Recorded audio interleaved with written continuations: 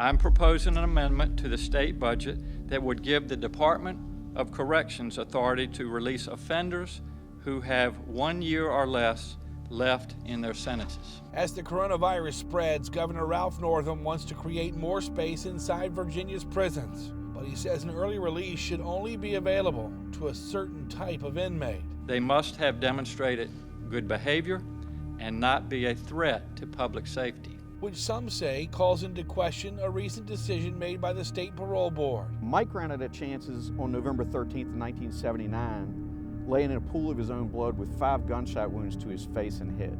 In a case unrelated to the COVID-19 pandemic, the board voted 4-1 to release a man who murdered a young Richmond police officer some 40 years ago. We have 5 people, 4 of whom said the life of a police officer is not worth a hell of a lot.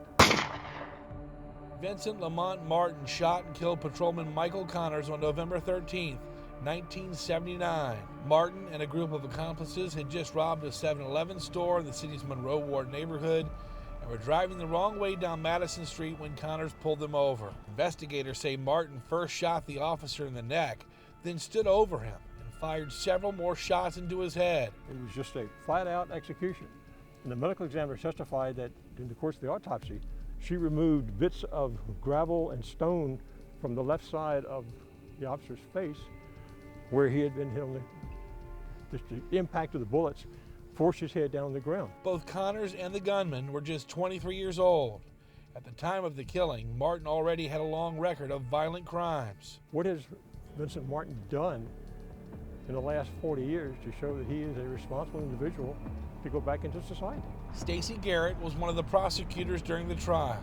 Some things you just never forget. Martin was found guilty of capital murder and given the death penalty, but he later appealed that ruling and was ultimately sentenced to life in prison.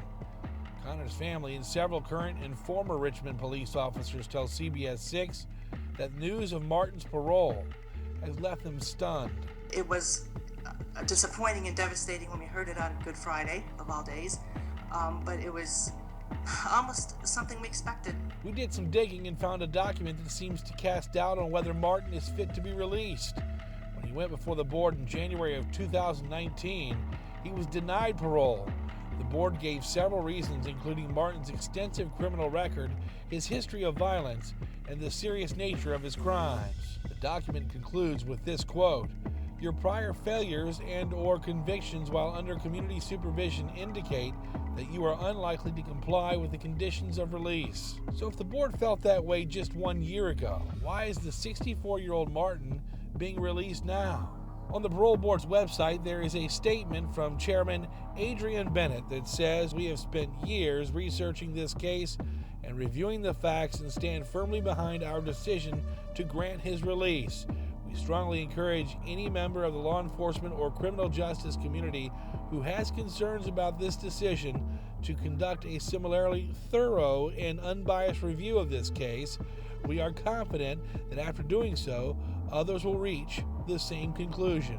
This has been a parole board that has not been afraid of making tough decisions. We asked Virginia's Public Safety Secretary Brian Moran about the board's decision.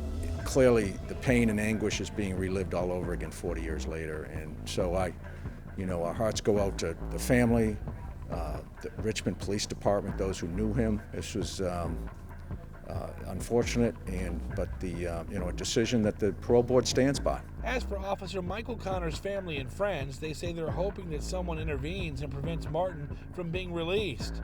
They say a life sentence barely fits the crime, and if he walks free, they feel like they're being victimized all over again. Mike's mom and dad, who are both still living, and his sisters have to go home to is this: a shadow box with his badge and his Medal of Valor and a gravesite, and that's it. He didn't get to have a wife and kids, and probably by now grandkids. He got his brains blown out by somebody that was on his 4th try.